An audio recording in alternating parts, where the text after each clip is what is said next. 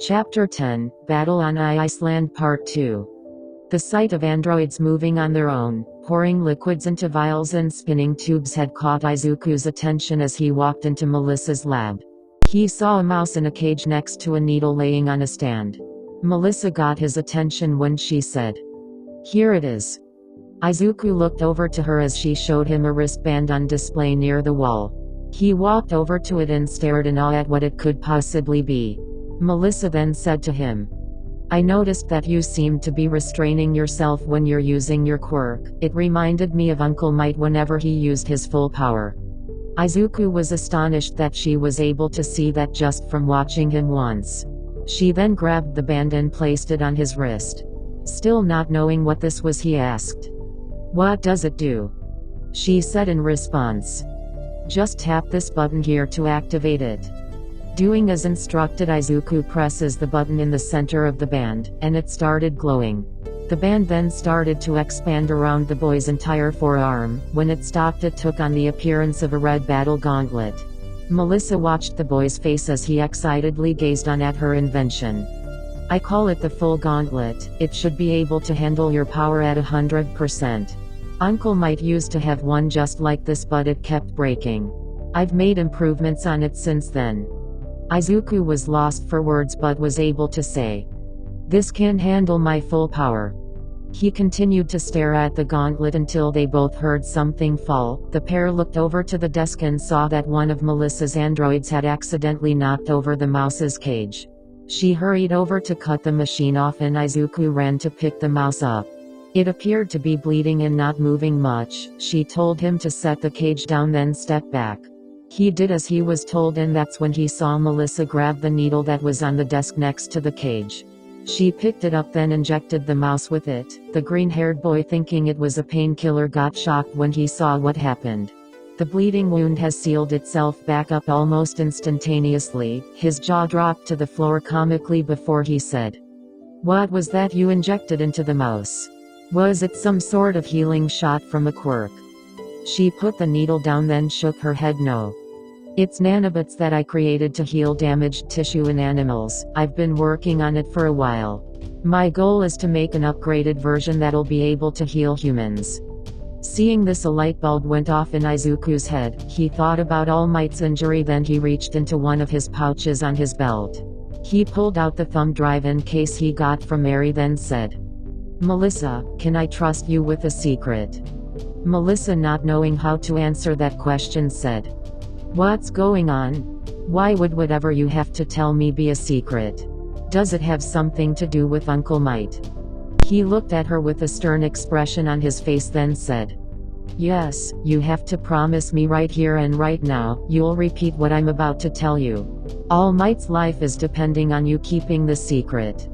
She saw the conviction in his eyes as he spoke. It was unwavering and overwhelming to the point that she was afraid to look away. She stood straight up and looked at him before she said, "I promise, I'll keep this secret until the day I die." That's when he took a deep breath and said, "I'm going to need you to take a seat. What I'm about to tell you is gonna be hard to hear."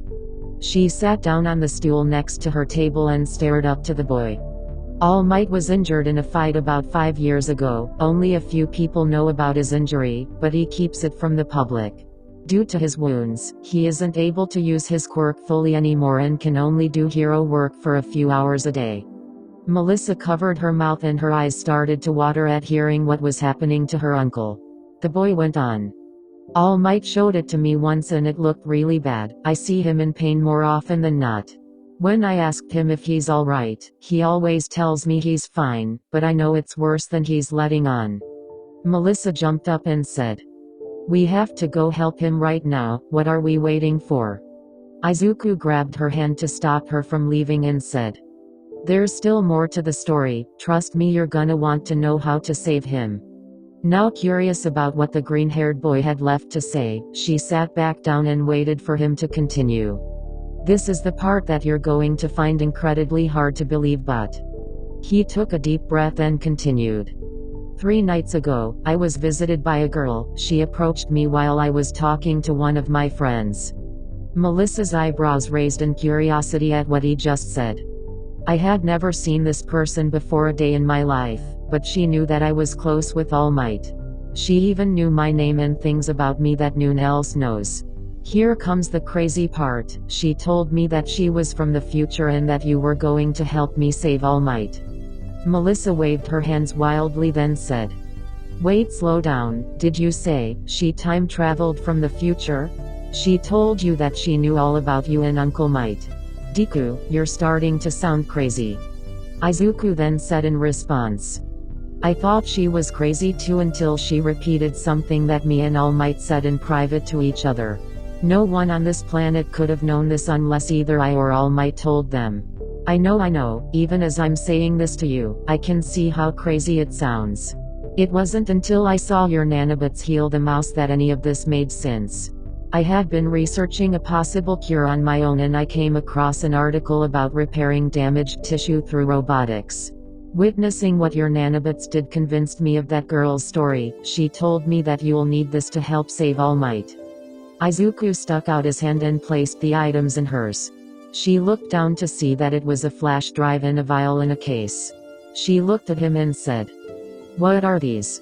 Are they instructions or something?" He said, "I believe it's the proof I need to confirm my story." She was hesitant at believing anything that the boy was saying, but he didn't give off a deceiving vibe. His words were earnest, and his eyes showed worry for his sensei. She placed the thumb drive into the USB port on her computer and clicked on the file that was attached. Both Melissa and Izuku's eyes grew wide at what they were seeing. It was a video still of Melissa, but she looked much older. Seeing this, Melissa clicked play to start the video. It began playing and the girl spoke. "Hello Melissa, I see you're still looking good. Treasure your youth because it doesn't last forever." The Melissa on the video let out a short laugh, then donned a more serious look. "Yes, I am you 11 years in the future. Thanks to Deku and Eri we survived the war that destroyed most of civilization. So, if this makes it to you at the right time, then you're still in the beta phase of human trials for your nanobots. All Might can't wait the 7 years it took me to figure out how to do it. So, I've arranged for you to have what you'll need to save his life. Since All Might lost most of his stomach and part of his lung, the nanobots will only be able to repair the damaged tissue. They can't replace what isn't there. That is what the vial is for." The video of Melissa from the future went on to explain how the substance needed to be combined with the nanobots in order to save All Might. She started using technical terms and science jargon that went way over Izuku's head. He looked over to Melissa, who was writing down everything with precision. She understood what her future self was telling her without skipping a beat. When the video came to an end, she said, "We're counting on you to save his life and stop this future from happening. Good luck and go beyond." The video cut off and the two sat in silence for a few moments before she said, "I need to start working on this immediately. It'll take me a few days, but when I'm done, I'll contact you so you can give it to Uncle Might." Melissa then looked over at the time on the computer screen, then said, "Crap, we're going to be late for the award ceremony. Go get ready and I'll meet you later, okay?" Izuku gave her an assuring nod, then headed back to his hotel room to get changed. On an elevator going down to the hotel lobby, Momo stood beside Jiro and Eureka, who were dressed in some of their finest evening wear. Jiro had on a black and pink dress with fingerless gloves to match. Eureka had on a light pink dress and black stockings with a bow that tied the outfit together. Momo had on a black evening gown that shimmered in the light. She also had on black stiletto pumps that completed her outfit. Her hair was done and flowed down her back, almost blending in with her shawl. When the elevator stopped and the door opened, the girls walked out into the lobby only to be greeted by the rest of their classmates. As she went to get something out of her purse, she heard a familiar voice say, "You look quite breathtaking this evening, if you don't mind me saying." She turned around to Izuku, who was standing there in a black mandarin collar tuxedo. The jacket had 3 silver buttons and on his feet were some Dior Oxford dress shoes. Momo had to catch her breath because seeing him dressed up like this in a suit almost made her forget what he said to her earlier that day. Not wanting to give herself away, she simply said, "You don't look too bad yourself." She quickly walked off after saying those words. Izuku, hypnotized by the way Momo looked in the dress, just said, "I guess asking her to save me a dance is out of the question."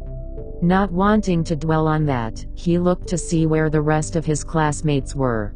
Seeing Ida, he waved, then felt a tap on his shoulder. He turned around and saw Melissa standing there in a blue cocktail dress with shoes to match. Her glasses were off, and her hair was styled up nicely. He took in the image for a second, then said, "I see you're not taking any prisoners, huh?" She let out a small chuckle, then said, "Would you like to be my escort tonight?" Izuku stuck out his arm, then said, "It would be an honor." She locked arms with him, and they made their way towards the dining hall, but before they got there Izuku's danger sense went off, causing him to stop. Seeing this, Melissa asked, "Hey Deku, what's wrong?" Before he could say anything, the automated doors started slamming shut, blocking them from entering the room. The teens ran around to find another way in and bumped into the rest of Izuku's classmates. Once they grouped up, Melissa tried getting their attention, but then an alarm sounded right before they heard. "Attention residents of Iceland, an imminent threat has been detected, lockdown has been initiated. Protection protocols have been put in place."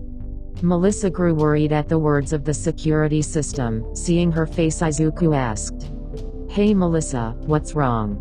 She replied, looking confused, "That's not what's supposed to happen if a threat is detected. Something is wrong here. We have to find my father, he'll know what to do." Ida then asked Melissa, "Is there another way to get to the dining hall? I'm sure that he's there with the rest of the heroes." Melissa responded immediately by saying, "Yes, follow me, this way." Momo then said, "All right everyone, let's go."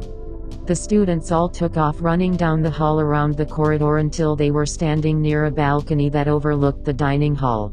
Peeping over the edge, Izuku saw that all of the heroes there were tied up and being restrained by some sort of capture device. He looked down to the stage and saw that All Might was there, being bound as well.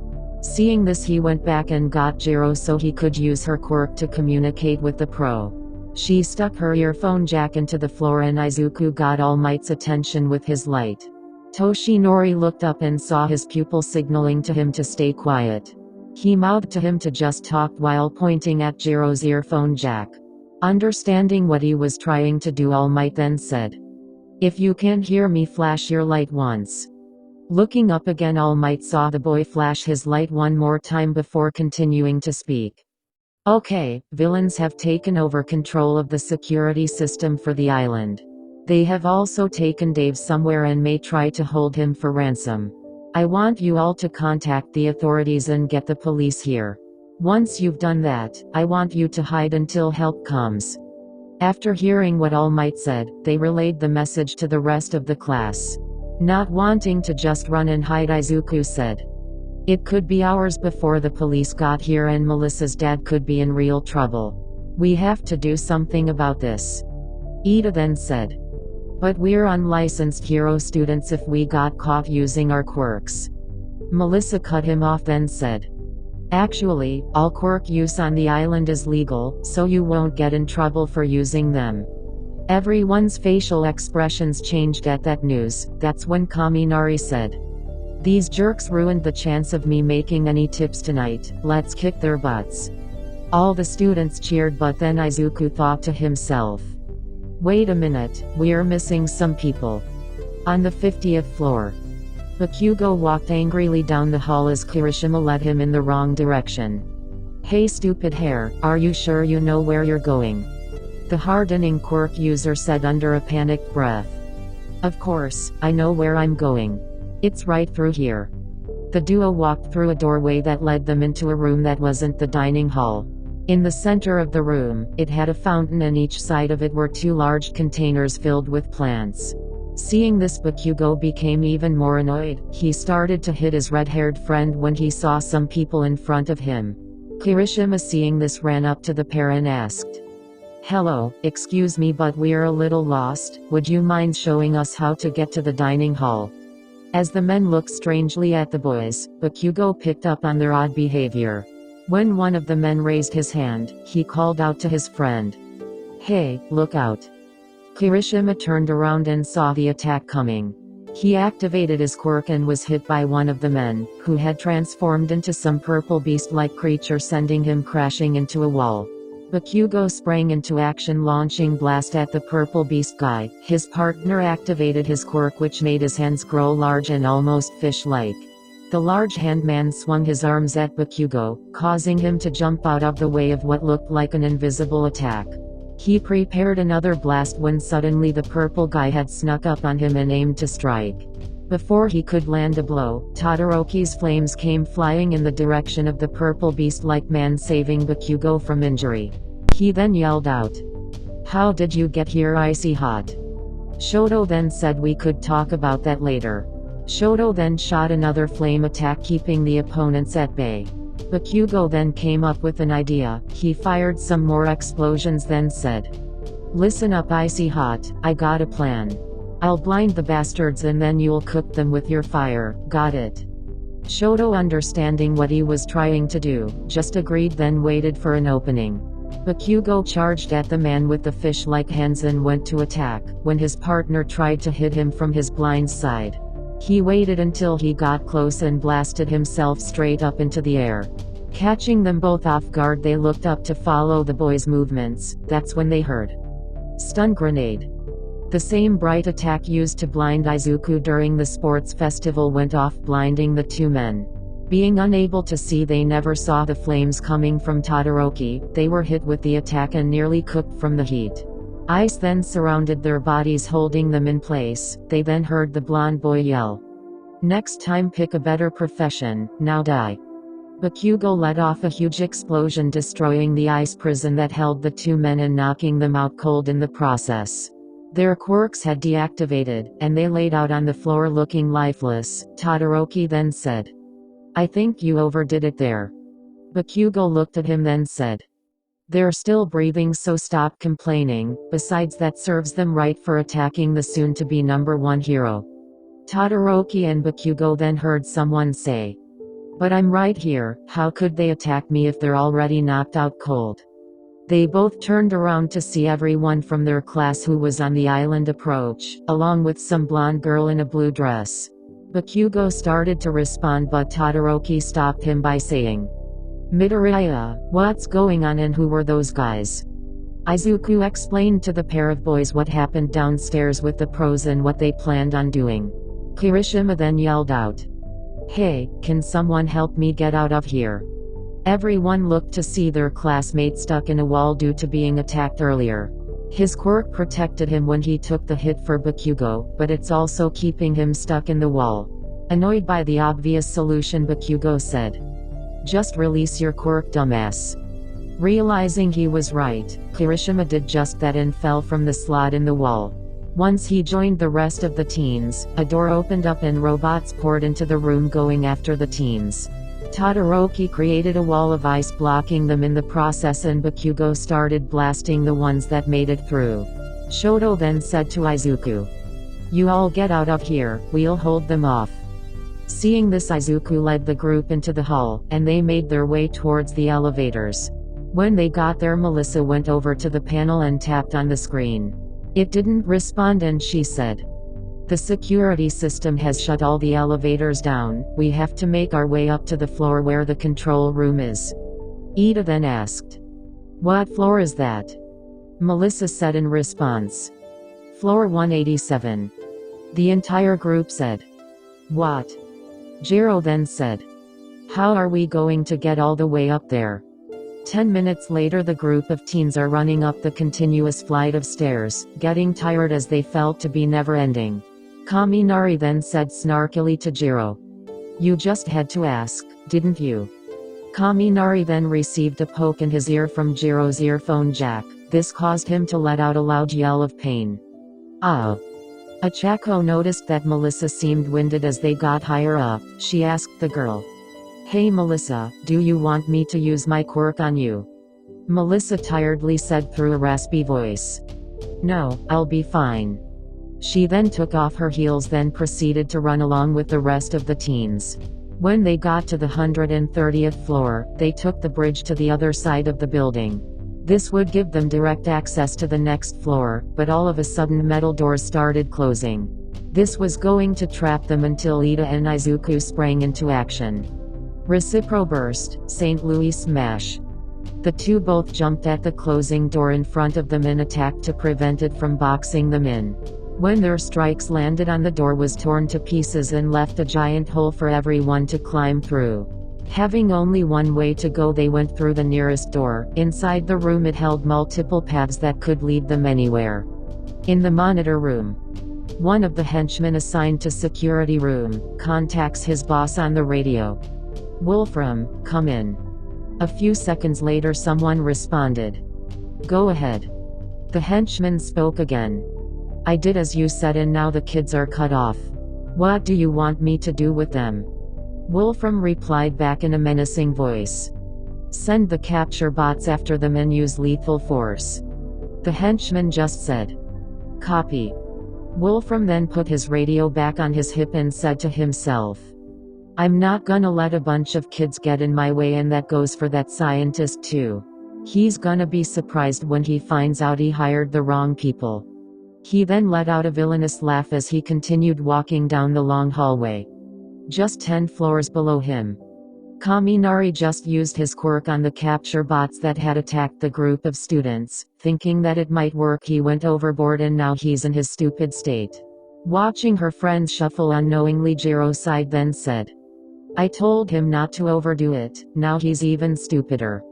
She slapped her forehead then heard the sound of the robots waking back up. Seeing this, Izuku removed his jacket and rolled up his sleeve. He tapped the button on his wristband, activating the full gauntlet. He charged one for all to 75% and rushed towards Denki, using Black Whip to yank him back and move the blonde teen out of his way. When he got in range of the robots, he attacked. Delaware smash. The force of wind and air slammed into the robots, sending them hurling into the walls and shattering into pieces.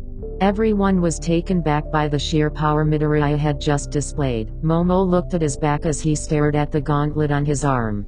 She said to herself, "Wow, where did he get that from?" She then looked over to see Melissa staring at the green-haired boy. Momo, feeling annoyed by this, then tore a slit in her dress. She tied the ripped ends into a knot and created a sword for herself. She then called out to the group, "Okay, let's split up.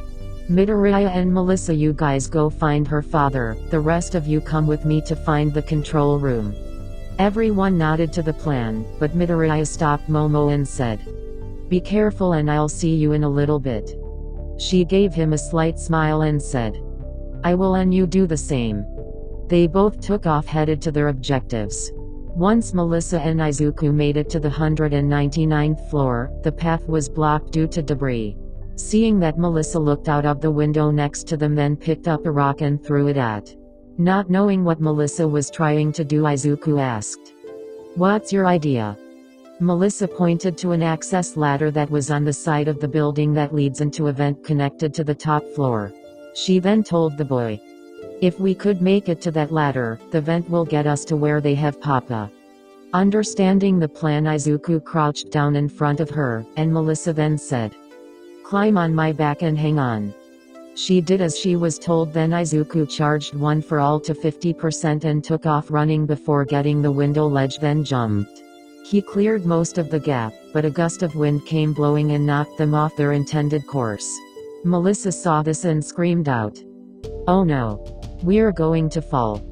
Izuku immediately activated Black Whip and shot it at one of the rungs on the ladder. He grabbed it and pulled them back to the tower.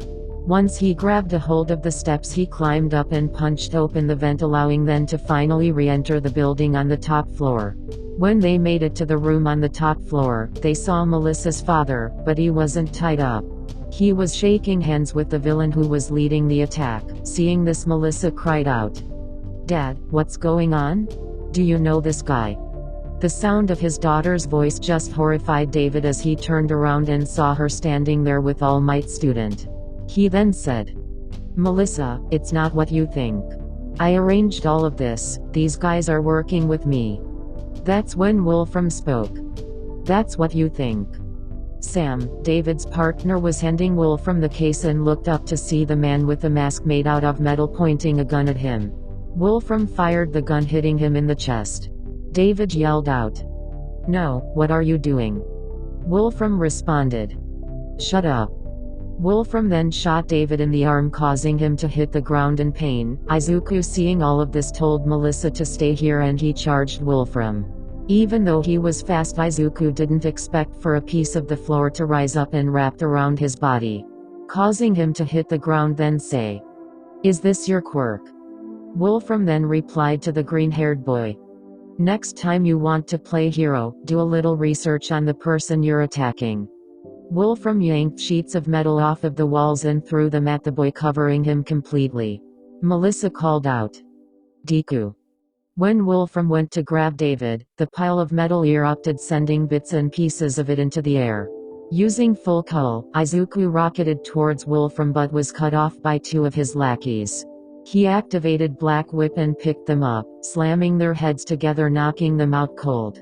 He threw the two off to the side, then was struck with a large heap of metal, sending him through a wall. While this was happening, Melissa went to her father's side and asked, "Dad, why would you do this? Why would you endanger everyone on the island?"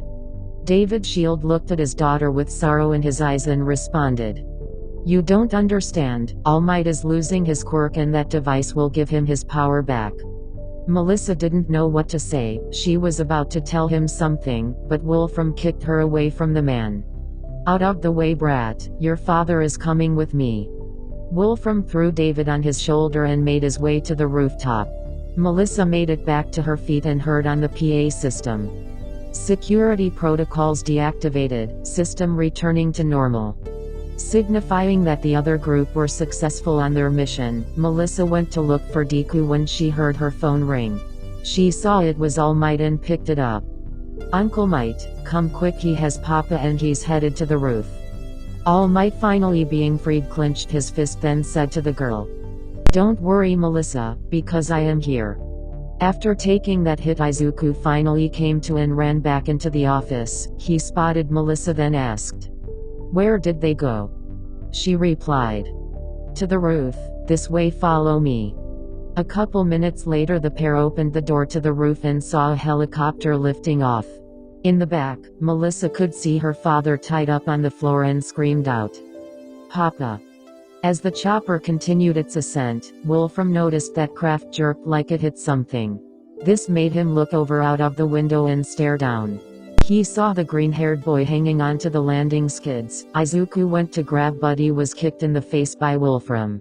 When he fell back, he heard Wolfram say, "Dumb kid, stop interfering." Izuku activated Black Whip and wrapped it around the professor. Seeing this, Wolfram shot at Izuku. When the One for All inheritor saw him raise the gun, he instantly blocked the bullet with his gauntlet.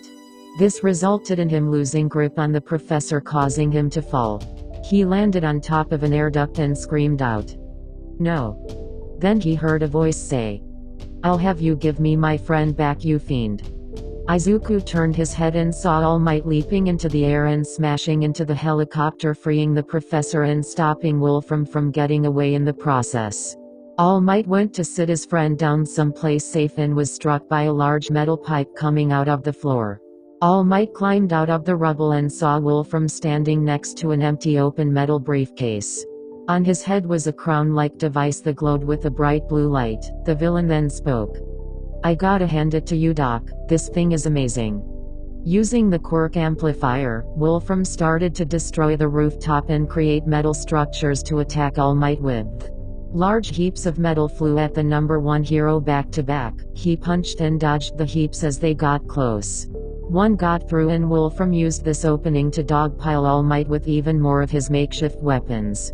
When he went to throw another large piece of metal, it was blasted by an explosion before it got anywhere close to All Might.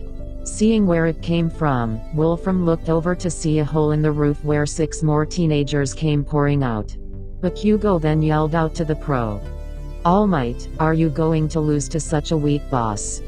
Hearing his student's words made All Might throw worry to the wayside and push past his limits. The hero charged after Wolfram, destroying everything the villain was throwing at him, getting closer and closer until he got within range to attack Wolfram. Izuku went to Melissa's side to make sure that she was alright. He said to her, "Are you okay?" She responded, "Yes, but where is Papa?" Surveying the area, Izuku pointed up at a metal structure that stood behind Wolfram. Inside of it was her father, trapped in the heap of metal and bleeding from his shoulder. Melissa saw this and gasped, "Oh no, Papa." That's when Izuku saw something that shook him to his core. Wolfram had encased All Might in a large solid metal cube, then sent metal spikes into it. This sight sent the boy flying at the structure. Using 100% of One for All and slamming his fist into the cage, he yelled out, "Smash!" The cage was obliterated and shattered into bits of metal, freeing All Might. Izuku caught him in midair and they both landed on the ground. All Might's body was still steaming from the overuse of his quirk. He looked at the boy, then said, "I thought I told you to go get help and then hide." Izuku looked to him and said, "I couldn't help it, my body moved on its own." Hearing that made All Might remember seeing his successor jump in to save his friend who was in danger even though he was quirkless. He looked into the green-haired boy's eyes and said, "You're right, you wouldn't be a hero if you didn't help someone who was in need. Will you lend me your aid in taking this guy down?" Izuku smiled, then stuck his fist out to All Might and said, "I thought you'd never ask." All Might bumped fist with his pupil, then said, "Let's go." Izuku replied, "Yes sir." The two took off running, creating a sonic boom as they rocketed towards Wolfram. Seeing them approach, he said, "You think you're going to stop me? I'll crush with the device that was meant to help save you." Wolfram created 8 large solid metal cubes and tossed them at the pair of heroes running directly at him.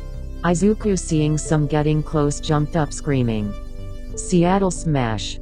He hurricane kicked right through the structures and crumbled them into pieces. Not wanting to be showed up by his student, All Might jumped up and rotated quickly in a downwards motion, then yelled out, "California Smash!"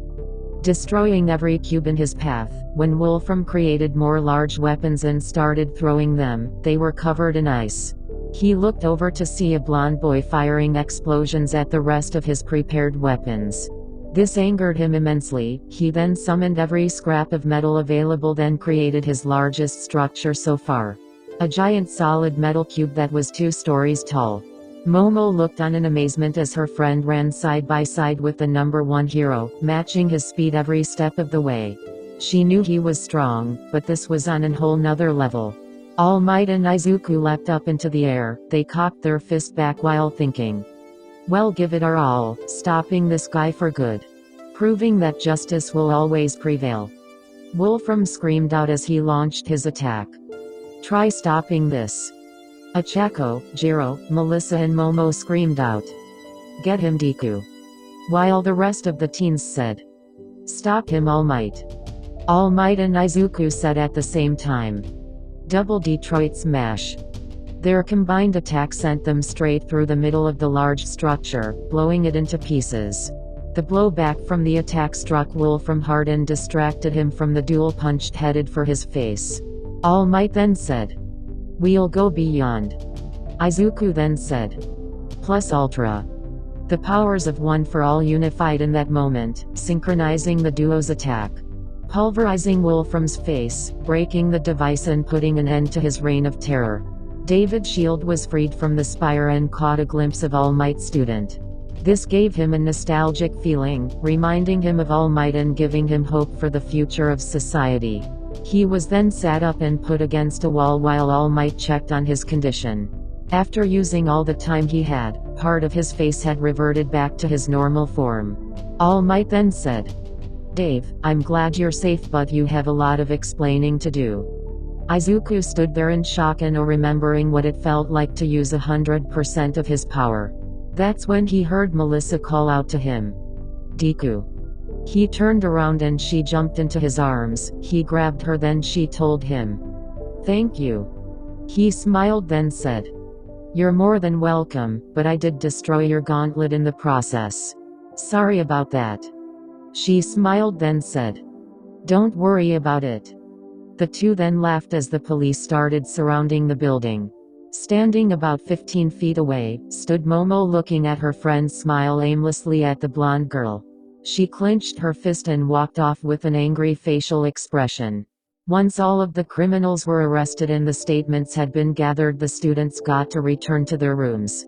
It had been a long day for Izuku and all he wanted to do was sleep. Once he got out of the shower, he put on his pajamas then flopped on his bed. Letting out a sigh of relief, he said to himself, "Finally, I can get some rest." That's when he heard a knock on his door. Shit. He dragged himself out of bed and said aloud as he opened the door, "Ida, can we talk about whatever it is tomorrow?" But he didn't see his blue-haired friend. Momo stood there with an upset facial expression. She then asked, "I need to talk to you, can I come in?" Izuku was caught off guard by this. He then stepped to the side and let the raven-haired girl in. He closed the door and then asked, "Is everything okay?" She looked at him then asked, "Did you kiss her?"